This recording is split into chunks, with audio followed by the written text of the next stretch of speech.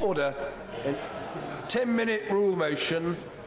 Mr. Aidan Burley. Thank you, Mr. Speaker. I beg to move that leave be given to bring in a bill to amend the Road Traffic Act 1988. The amendment would remove the 150-kilogram weight limit and the lower age limit of 14 years on Class 3 wheelchairs. This would, in effect, modernise the 1988 Act to adapt to modern technology, enabling severely disabled children, including those under the age of 14, to use high-specification powered wheelchairs on a public footway. Mr. Speaker, I wish to introduce this bill after learning of a remarkable campaign by an organisation in my constituency, the brilliantly named New Life Foundation for Disabled Children. New Life is a combination of charity, social enterprise and business which exists to help children with disabilities. Founded by Sheila Brown OBE in 1991 as the Birth Defects Foundation, it has helped around 4,000 UK children and spent over £5.5 million on vital equipment such as wheelchairs and child safety seats.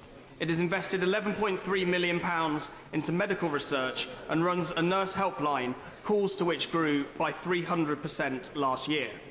Sadly, what New Life have discovered over recent years is that wheelchair providers, usually primary care trusts or local authorities, have found a loophole in the current law to avoid having to fund high-specification powered wheelchairs to both adults and children who need them. Whilst it is good news that more children today are surviving illnesses and cancers, the sad news is that 1 in 3 will still go on to have a long-term disability as a result. With this increase in service users, eagle-eyed wheelchair managers are regularly refusing to provide a sit-to-stand wheelchair or vouchers towards this equipment for a child in their area because their directors of risk have become aware of legislation that actually makes providing this equipment, even for free by charities, illegal. This is then used as an excuse to save money in their budgets by not having to provide the expensive equipment needed, whilst at the same time preventing charities from providing it for free and at no cost to the taxpayer. Mr. Speaker, primary care trusts are currently not balancing their books on the backs of the poor, but balancing their books on the backs of the most severely disabled children, a situation I'm sure the whole House would find abhorrent in a developed country such as ours. Working with local lawyers in Staffordshire, New Life's excellent campaign director Susan Woodward has established that the legislation which needs amending is the Road Traffic Act 1988, or ROTA for short. In essence, what has happened is that modern technology, which has been used to develop better, more appropriate and enabling wheelchairs, has also caused the equipment to increase in weight since the Road Traffic Act was enacted. Now, I don't believe for a moment that the Road Traffic Act actually intended to discriminate against children getting the wheelchairs that they need. However, time and development of equipment have simply moved on, and ROTA has not kept up. This bill is therefore about modernising the Road Traffic Act to take account of modern, appropriate and enabling wheelchairs and to end the absurd situation of further impairing disabled people's mobility. Modern wheelchairs have simply got heavier with adaptations such as motorised seats, communication equipment, more robust tyres, aids and oxygen cylinders. Meanwhile, the legislation has simply stood still. Mr. Speaker, under the Road Traffic Act 1988, wheelchairs are classified in 3 ways. Class 1 manual wheelchairs, Class 2 powered wheelchairs weighing not more than 113.4 kilograms or capable of reaching speeds above 4 miles an hour, and Class 3 high specification powered wheelchairs. And it's the conditions relevant to these Class 3 that cause the problem. ROTA states that for Class 3, 1, they must not be used by a person who is under the age of 14. 2, when being used on a footway, the invalid carriage, the words of the legislation showing how old it is, must not be driven at a speed greater than 4 miles an hour. And thirdly, the unladen weight shall not exceed 150 kilograms. Other regulations within the Act include the means of stopping, lighting, speed indicators, horns, vision and rear view mirrors. Essentially, what all of this means is that several of the high specification wheelchairs New Life and other charities would like to provide have become illegal. This is because they would fail to meet the requirements for age, for weight, and for certain wheelchair accessories such as lights, horns, and rear view mirrors.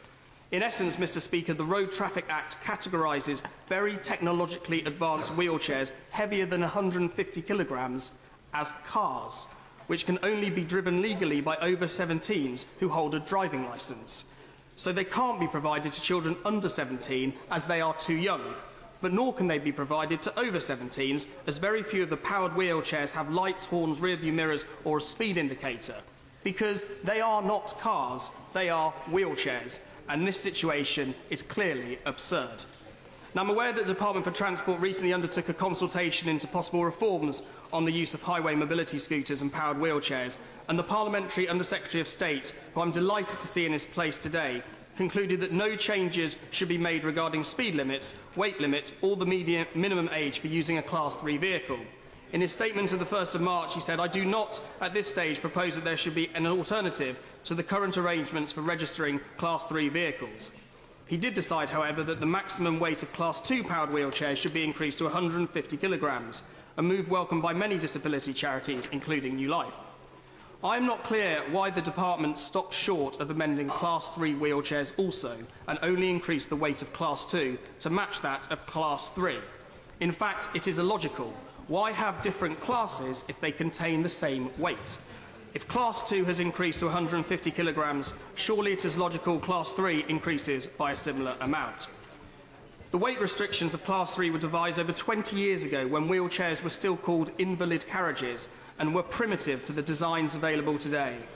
Modern designs provide for a sit-to-stand or lie facility and have a longer battery life. They provide for wider, more robust tyres that allow users to travel on difficult, uneven terrain. This is why they are heavier, because they can do more things and help disabled people more. Nowadays, it is not the equipment that is holding people back, but outdated legislation. As regards the age limit, the existing legislation does not allow any child under the age of 14 to use any mechanically propelled wheelchair over the weight of 150 kilograms.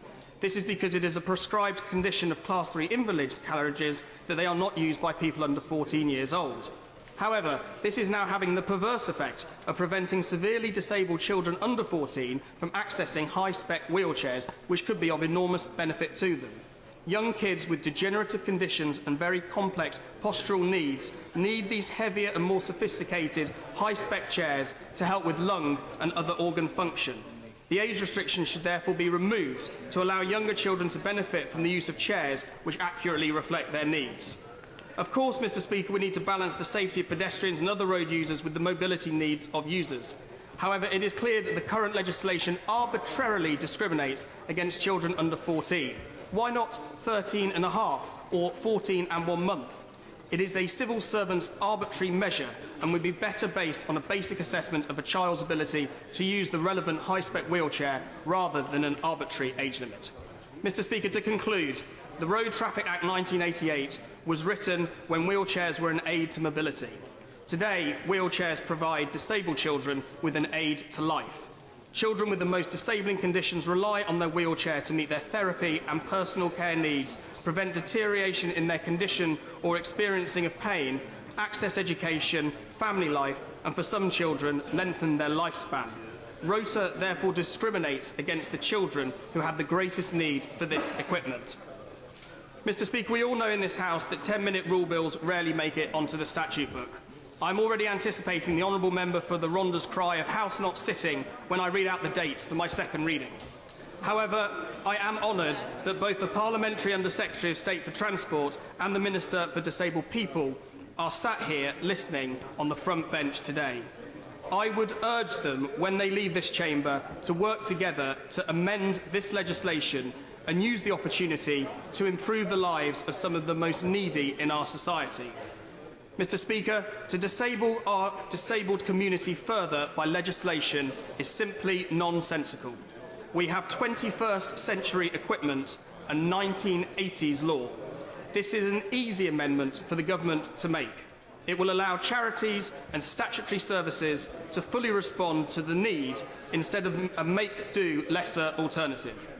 These are the reasons why we need the bill, and I commend it to the House. Yeah. order. The question is that the honourable member have leave to bring in the bill. As many as have that opinion say aye.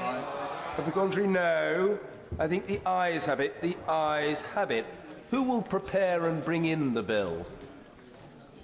Dame Anne Begg, Stephen Gilbert, Keith Vaz, Stephen Lloyd, Jeremy Lefroy, John Glenn, Karen Bradley, Priti Patel, David Morris, Christopher Pincher, Mr. Robert Buckland, and myself, sir.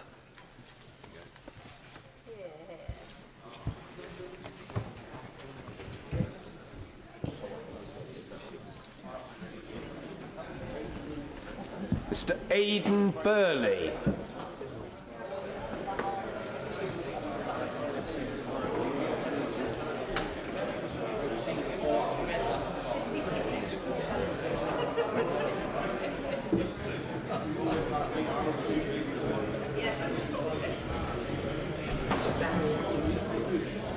Use of powered wheelchairs, weight and age limit bill.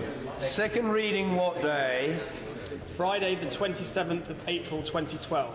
Friday, the 27th of April 2012. Thank you. We come now